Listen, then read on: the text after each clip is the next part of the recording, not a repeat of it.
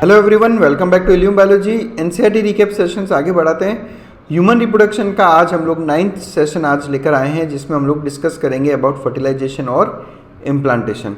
ठीक है, आपसे रिक्वेस्ट है कि इस वीडियो को देखने से पहले इसके जो इनिशियल वीडियोज़ है, जो 8 वीडियोज़ है, उसको ज़रूर देखो, तभी आपको ये फर्टिलाइजेशन और इम्प्लांटेशन वाला टॉपिक और अच्छे से समझ में आएगा, क्योंकि सारे बेसिक कंसेप्ट उसके हम ऑलरेडी वहाँ पर डिस्कस कर चुके हैं, तो सारे कंटिन्यूएशन में है।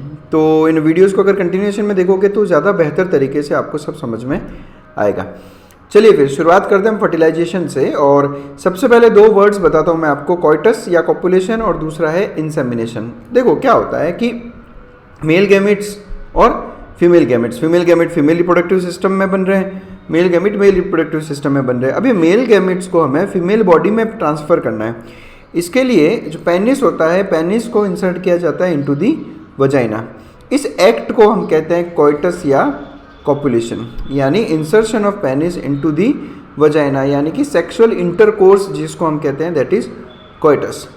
कॉइटस के बाद में होता है इंसेमिनेशन। अब इंसेमिनेशन का मतलब क्या होगा? देखो, पेनिस को the entry of penis into vagina is called as sexual intercourse, और एंट्री के बाद पेनिस में से सीमन को रिलीज करना into the vagina is called as insemination. तो ये फ़र्क है। इंटरकोर्स में जब सीमन को रिलीज किया जाता है वजाइना के अंदर, तो उस प्रोसेस को कहा जाता है इंसेमिनेशन। तो ठीक है, ये 2 चीज़ें हमें याद करनी है। अब यहाँ देखो, आप मैं एक बार इसको रूट समझा देता हूँ आपको यहाँ पर कि रूट कैसा रहेगा। यहाँ से आप देखो, ये वजाइना, ये पोर्शन हो गया सर्विक्स, और ये यूटेरस, और ये फैलोपियन ट्यूब, ये सब आपको मालूम ही है। स्पर्म्स जो है यहाँ से वजाइना के थ्रू एंटर करते हुए, सर्विक्स के थ्रू होते हुए यूटेरस पहुँचते हैं, और यूटेरस से जाते हैं फैलोपियन ट्यूब में। यहाँ पे फैलोपियन ट्यूब में भी कहाँ पहुँचेंगे वो? ये पहुँचते हैं एम्पुला यहाँ पर। ठीक है, फैलोपियन ट्यूब्स के पार्ट्स वगैरह हम सब ऑलरेडी डिस्कस कर चुके हैं पिछले वीडियोज़ में, तो आप वहाँ पर देख सकते हो।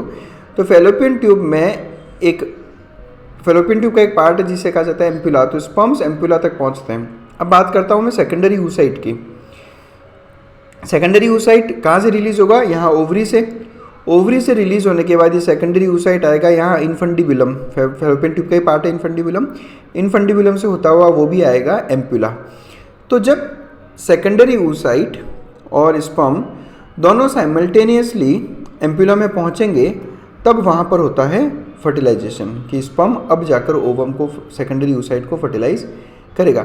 अब मैं यहाँ पर बार बार इसको सेकेंडरी oocyte बोल रहा हूँ, ओवम नहीं बोल रहा। ठीक है, तो मैं टेक्निकली सही हूँ, ये सेकेंडरी oocyte है। ऐसा क्यों? मैं आपको थोड़ी देर में अभी समझाऊंगा कि मैं इसको ओवम क्यों नहीं कह रहा और सेकेंडरी oocyte क्यों कह रहा हूँ।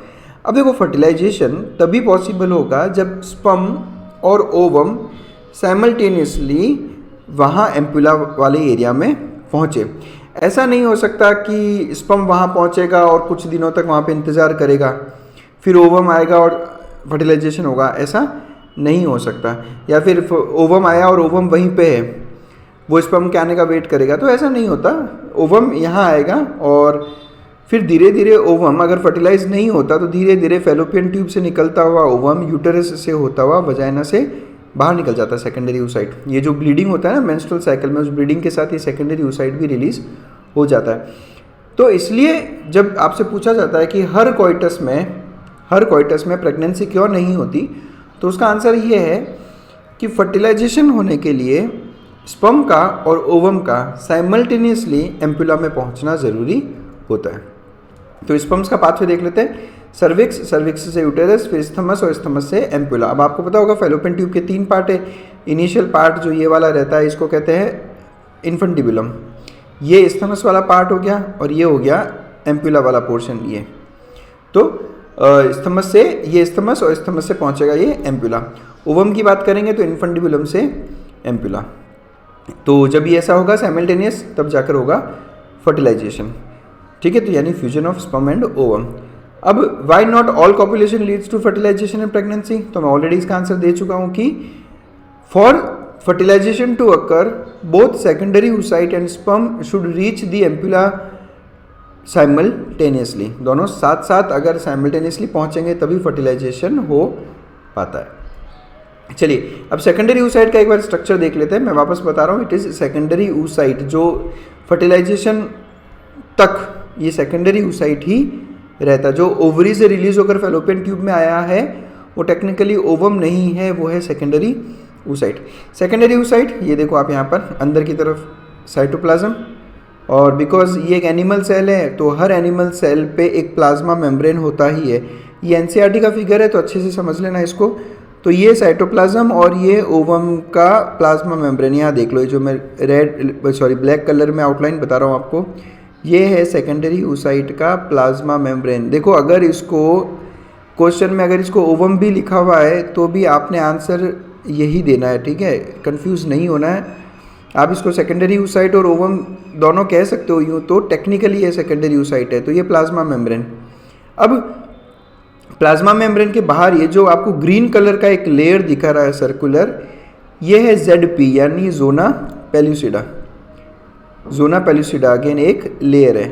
अब इस ग्रीन लेयर यानी कि जोना पेल्यूसिडा और प्लाज्मा मेम्ब्रेन के बीच में आपको एक पिंक कलर का स्पेस दिख रहा होगा। इस स्पेस को कहा जाता है पेरीवाइटलाइन स्पेस। ये बेसिकली प्लाज्मा मेम्ब्रेन और जोना पेल्यूसिडा के बीच का स्पेस है। और जोना पेल्यूसिडा के बाहर आपको ये जो सेल्स दिखाई दे रहे हैं, ये सारे के सारे सेल्स कोरोना रेडिएटा के सेल्स है। यानी कि एक तरह से आप ऐसे समझ लो कि इन सब सेल्स ने मिलकर जोना पेल्यूसिडा के बाहर एक और सेलुलर लेयर बना रखी है जिसको कहा जाता है कोरोना रेडिएटा। यानी अगर हम देखें अंदर से बाहर देखें तो सबसे पहले आएगी प्लाज्मा मेम्ब्रेन। प्लाज्मा मेम्ब्रेन के बाहर की तरफ होगा पेरीवाइटलाइन स्पेस। पेरीवाइटलाइन स्पेस के बाहर होगा जोना पेल्यूसिडा और जोना पेल्यूसिडा के बाहर होगा कोरोना रेडिएटा। अब स्पर्म तो बाहर से एंटर करेगा यहाँ से, ठीक है। तो आपसे क्वेश्चन पूछा जाएगा कि अगर स्पर्म को ओवम में एंटर करना है तो सीक्वेंस में कौन कौन सी लेयर्स पार करनी होगी उसे।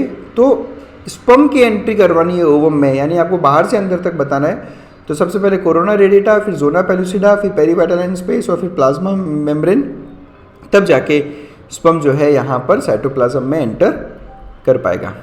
अब ये देख लेते एक बार लेयर्स अराउंड सेकेंडरी oocyte में। सबसे अंदर प्लाज्मा मेम्ब्रेन, फिर जोना पेल्यूसिडा और सबसे बाहर कोरोना रेडिएटा। तो ये सारी लेयर्स आपको याद करनी है। अब सबसे पहला क्वेश्चन ये आता है कि सर स्पर्म इतनी सारी लेयर्स को कैसे इतना इजीली क्रॉस करके ओवम के साइटोप्लाज्म तक पहुंच जाएगा। आप देखो उसे सबसे पहले क्रॉस करना है कोरोना रेडिएटा को, फिर जोना पेल्यूसिडा को, फिर पेरीवाइटलाइन स्पेस और फिर प्लाज्मा मेम्ब्रेन। तो स्पर्म्स में ऐसा क्या है जो इन लेयर्स को वो इतना इजीली क्रॉस कर जाएगा। तो अगर आपको स्पर्म का स्ट्रक्चर याद हो तो स्पर्म के स्ट्रक्चर में आपने हेड वाले एरिया में पढ़ा था कि न्यूक्लियस के बाहर की तरफ, जैसे ये न्यूक्लियस है तो न्यूक्लियस के एंटीरियर साइड में एक कैप लाइक स्ट्रक्चर प्रेजेंट है जिसे कहा जाता है एक्रोजोम। ये जो मैं शो कर रहा हूँ आपको, दिस इज एक्रोजोम। ये स्पर्म के सबसे एंटीरियर साइड में प्रेजेंट होता है। अब स्पर्म इसी तरह से जाकर यहाँ लगेगा, मतलब यहाँ से, तो स्पर्म का कौन सा पार्ट सबसे पहले इनके कांटेक्ट में आएगा, तो वो आएगा एक्रोजोम। तो एक्रोजोम वाला पोर्शन जैसे ही यहाँ कोरोना रेडिएटा तक पहुँचता है, इस एक्रोजोम से बहुत सारे एंजाइम्स रिलीज होते हैं और ये एंजाइम्स जो है डिसॉल्व करते हैं कोरोना रेडिएटा को और जोना पेल्यूसिडा को। अब कौन कौन से एंजाइम्स है इसके बारे में एनसीईआरटी ने मेंशन नहीं किया है कुछ, तो हम वो सब उसमें नहीं जाएंगे डिटेल में। आपको बस ये ध्यान रखना है कि secretions of acrosomes help sperm enter cytoplasm of ovum through ZP and PM। Clear? इन सबको क्रॉस करने में उसकी हेल्प एक्रोजोम से निकलने वाले कुछ एंजाइम्स करते हैं। अब यहाँ एक और क्वेश्चन आता है कि सर स्पर्म्स तो मिलियंस में होते हैं और ओवम होता है केवल एक, तो ऐसा क्यों होता है कि एक ओवम को केवल एक ही स्पर्म फर्टिलाइज कर पाता है? तो उसका आप आंसर समझें। देखो क्या होगा, स्पर्म्स तो बहुत सारे आएंगे ओवम की तरफ, लेकिन जैसे ही सबसे पहला स्पर्म, इसको ध्यान रखना, जैसे ही सबसे पहला स्पर्म जोना पेल्यूसिडा के कांटेक्ट में आएगा, जैसे ही सबसे पहला स्पर्म जोना पेल्यूसिडा के कांटेक्ट में आएगा, उसी वक्त जोना पेल्यूसिडा के अंदर कुछ इस तरह के चेंजेस होंगे जो दूसरे स्पर्म को वहाँ पर एंटर होने नहीं देंगे। क्लियर? तो how it is ensured that only one sperm can fertilise an ovum? कैसे ये मेक श्योर किया जाता है कि केवल एक स्पर्म ही ओवम को फर्टिलाइज करेगा? तो उसका आंसर ये है कि फर्टिलाइजेशन के वक्त जब एक स्पर्म जोना पेल्यूसिडा के कांटेक्ट में आता है तो ये इस मेम्ब्रेन में कुछ इस तरह के बदलाव कर देता है जिसकी वजह से दूसरे स्पर्म्स जो है यहाँ पर एंटर नहीं कर सकते। तो ये फैक्ट हमें ध्यान रखना है। चलिए, और आगे बढ़ते हैं। अब सवाल आता है कि सर इतनी देर से आप इसे सेकेंडरी oocyte क्यों कह रहे हो? तो इसका जवाब छुपा है oogenesis वाले में। जो हमने oogenesis वाला वीडियो किया था उसमें हमने आपको बताया था कि देखो सेकेंडरी oocyte का फॉर्मेशन हुआ जैसे ही एडल्ट स्टेज आता है, प्यूबर्टी आता है, तो मियोसिस फर्स्ट कंप्लीट होता है। मियोसिस फर्स्ट कंप्लीट होते ही सेकेंडरी oocyte का फॉर्मेशन हो जाता है। ठीक है, अब इसका मियोसिस सेकंड यानी सेकंड मियोटिक डिवीजन कब होता है? जब स्पर्म एंटर होता है। जब तक स्पर्म सेकेंडरी oocyte में एंटर नहीं होगा तब तक मियोसिस सेकंड नहीं होता, और जैसे ही स्पर्म सेकेंडरी oocyte में एंटर करेगा केवल उसी वक्त मियोसिस सेकंड कंप्लीट होगा और ओवम का और एक सेकंड पोलर बॉडी का फॉर्मेशन होगा। अगर स्पर्म एंटर नहीं करता है सेकेंडरी oocyte में तो मियोसिस सेकंड कंप्लीट ही नहीं होता, ओवम का फॉर्मेशन ही नहीं होता, और ये सेकेंडरी oocyte ही मेंस्ट्रुअल ब्लीडिंग के साथ बाहर रिलीज कर दिया जाता है। तो मियोसिस सेकंड तभी कंप्लीट होगा जब एक स्पर्म फर्टिलाइज करता है सेकेंडरी oocyte को। तो एंट्री ऑफ स्पर्म इंड्यूस करता है मियोसिस सेकंड का कंप्लीशन, जिससे सेकंड पोलर बॉडी और ओवम का फॉर्मेशन होता है। ओवम को ही ऊटिड कहा जाता है। तो छोटे छोटे वर्ड्स आपको ध्यान रखना है, तो इसलिए मैं बार बार उसको सेकेंडरी oocyte ही कह रहा हूँ। तो जो ओव्यूलेशन में जो स्ट्रक्चर निकलता है वो सेकेंडरी oocyte है, ना कि ओवम। अब बात करते हैं सबसे इंपॉर्टेंट जाइगोट के फॉर्मेशन की। तो जब एक स्पर्म का सेल एक ओवम के सेल को, यानी दो gametes, male gamete sperm, female gamete ovum, एक दूसरे को फर्टिलाइज करते हैं, यूनाइट होते हैं, तब जाकर बनता है जाइगोट। यहाँ देखो आप इस पिक्चर में दिखा रखा है कि किस तरह से एक स्पर्म जैसे ही अंदर एंटर हुआ बाकी के दोनों स्पर्म एंटर नहीं हो पा रहे क्योंकि अब ज़ोना पेलुसिडा उनको अलाउ नहीं कर रहा। बाद में ये स्पर्म एंटर करता है ओवम के, और जैसे ही ये स्पर्म यहाँ आता है तब मियोसिस सेकंड कंप्लीट होता है, ओवम का फॉर्मेशन होता है, और अब जाकर फर्टिलाइजेशन होगा और स्पर्म और ओवम के न्यूक्लियाई आपस में इस तरह से फ्यूज़ हो जाएंगे, और तब जाकर बनेगा एक single cell stage called as zygote. यानी कि हर एक इंडिविजुअल के लाइफ की शुरुआत होती है एक सिंगल सेल से, जिसे कहते हैं जाइगोट। क्लियर? अब हमें आगे जाइगोट का डेवलपमेंट यहाँ पर स्टडी करना है। तो स्पर्म का न्यूक्लियस ओवम के न्यूक्लियस के साथ फ्यूज होगा और जाइगोट का फॉर्मेशन होगा। अब आप समझे इस बात को, गैमेट्स जो होते हैं यानी कि स्पर्म्स और ओवम, ये सारे कैसे होते हैं? हैप्लॉइड। तो स्पर्म हैप्लॉइड स्ट्रक्चर है, ओवम हैप्लॉइड स्ट्रक्चर है। तो दो हैप्लॉइड स्ट्रक्चर जब फ्यूज हो गए तो बन गया जाइगोट। तो जाइगोट कैसा हो गया? एक डिप्लॉइड स्ट्रक्चर। अब क्वेश्चन पूछा जाता है कि ह्यूमन जाइगोट में क्रोमोसोम्स कितने होंगे? तो सिंपल सी बात है, स्पर्म हैप्लॉइड सेल है तो इसमें 23 क्रोमोसोम्स है, ओवम हैप्लॉइड सेल है तो इसमें भी 23 क्रोमोसोम्स है। तो 23 + 23 आंसर होगा हमारा 46। तो देखो इसीलिए जो है गैमेट्स हमेशा हैप्लॉइड होते हैं, ताकि उनके फ्यूजन से जो जाइगोट बनेगा वो वापस हो जाएगा डिप्लॉइड। तो इस तरह से किसी भी स्पीशी में हर इंडिविजुअल में क्रोमोसोम नंबर कांस्टेंट रखा जाता है। चलिए अब बात करते हैं कि फर्टिलाइजेशन होगा, जाइगोट होगा, जाइगोट से एम्ब्रियो का फॉर्मेशन होगा, फिर चाइल्ड का डेवलपमेंट होगा। तो चाइल्ड है उसका सेक्स कैसे और कब डिसाइड होता है? तो सबसे पहले मैं बात करता हूँ कि कैसे डिसाइड होता है। तो देखो ओवम की अगर मैं बात करूँ तो कोई भी फीमेल जो होती है वो XX क्रोमोसोम्स होते हैं उसमें। तो जब फीमेल में गैमेट का फॉर्मेशन होगा तो केवल एक ही टाइप का गैमेट बनता है, वो है X। लेकिन मेल होता है XY। तो जब मेल में गैमेट का फॉर्मेशन होगा तो दो तरह के गैमेट बनेंगे, एक गैमेट जिसमें X क्रोमोसोम होगा और एक गैमेट जिसमें Y क्रोमोसोम होगा। तो ओवम में केवल X वाला टाइप ही रहता है, स्पर्म में दो टाइप रहते हैं, एक X और एक Y। अब ओवम तो सब X वाले हैं।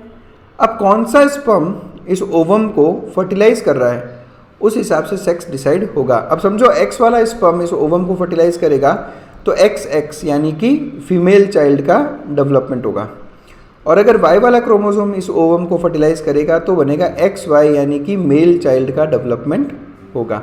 तो चाइल्ड मेल होगा या फीमेल होगा ये कौन डिसाइड करेगा? ये डिसाइड करेगा मेल गैमेट। ये डिसाइड करेगा मेल गैमेट यानी कि फादर ऑफ द चाइल्ड। इसलिए sex of the baby is decided by father and not mother. ये फैक्ट आपको ध्यान रखना है। क्लियर? और अब मुझे बताओ सन होगा या डॉटर होगा तो उसकी प्रोबेबिलिटी कैसे फाइंड करेंगे? देखो दो ही चांस हो सकते हैं, या तो मेल या फिर फीमेल, केवल 2 ही चांस हो सकते हैं। और ये तो रैंडम होगा, ये तो रैंडम होगा, या तो एक्स या वाई। तो जब 2 ही चांस है तो प्रोबेबिलिटी दोनों की कितनी हो गई, 50% डॉटर की और 50% ही सन की। तो एक सिंपल सा क्वेश्चन आता है जो एग्जाम में आपको आंसर दे रहा है। अब क्वेश्चन आता है कि when is the sex of the child decided, यानी कि जो चाइल्ड का डेवलपमेंट होगा वो मेल है फीमेल है, ये डिसाइड कब होगा?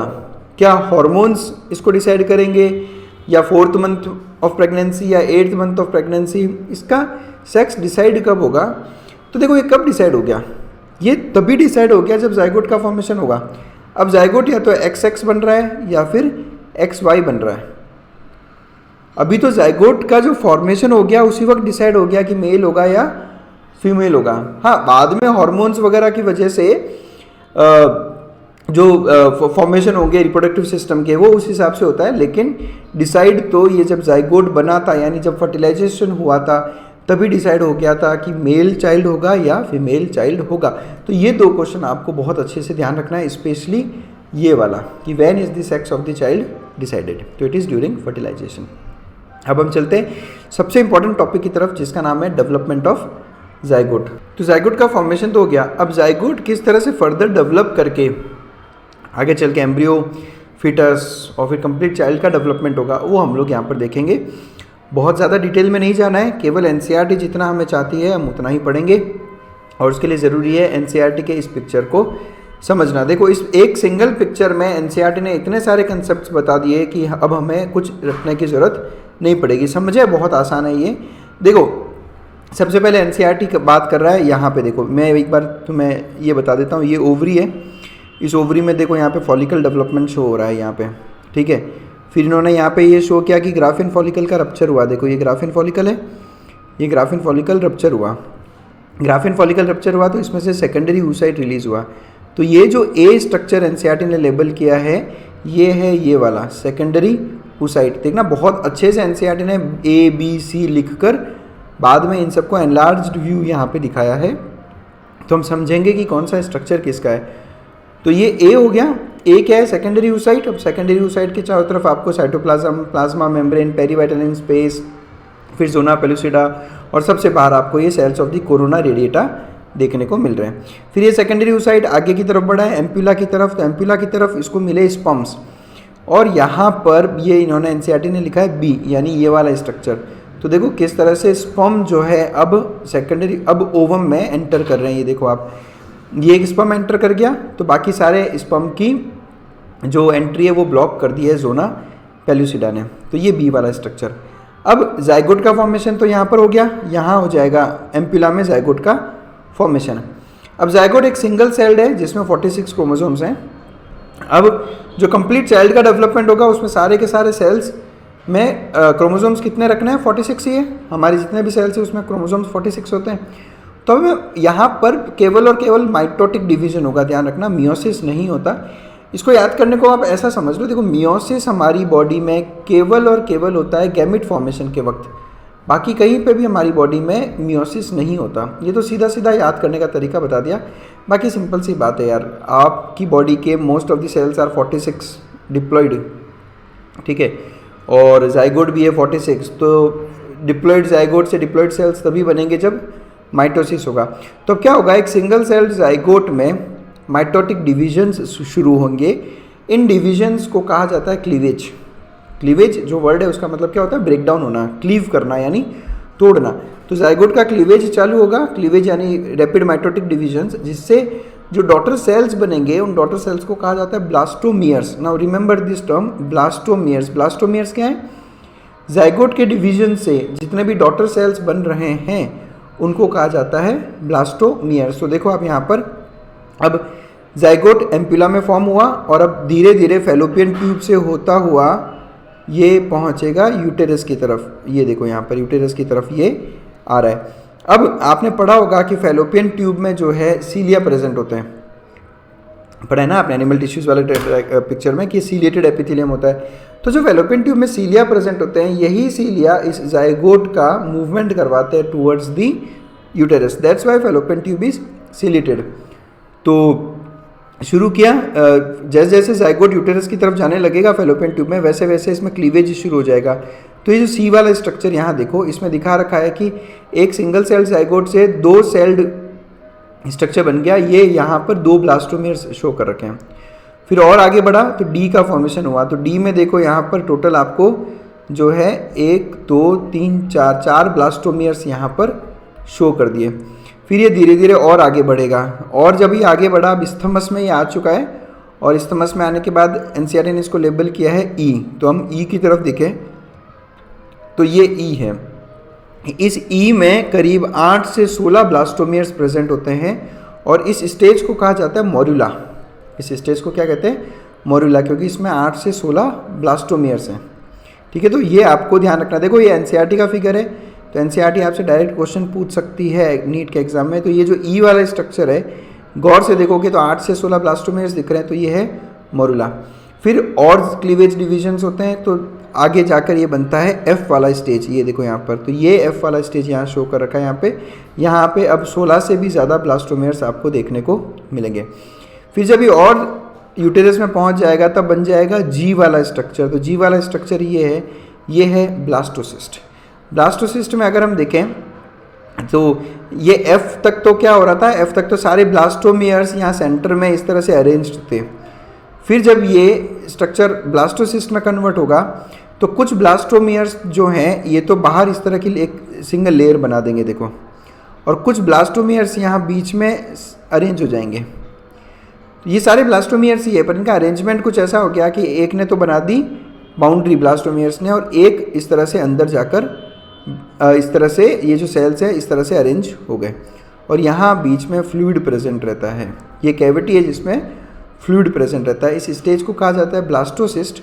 And remember the most important fact कि जो इम्प्लांटेशन होता है वो ब्लास्टोसिस्ट का ही होता है। अब इम्प्लांटेशन का मतलब क्या होता है कि इम्प्लांटेशन में क्या होता है कि जो ब्लास्टोसिस्ट है, ये ब्लास्टोसिस्ट अब यूटेरस की जो वॉल है, यानी कि एंडोमेट्रियम की बात कर रहा हूँ, ध्यान रखना, इम्प्लांटेशन यूटेरस के जो सबसे इनर वॉल यानी एंडोमेट्रियम है उसी में जाकर इसका एम्बेडिंग होती है।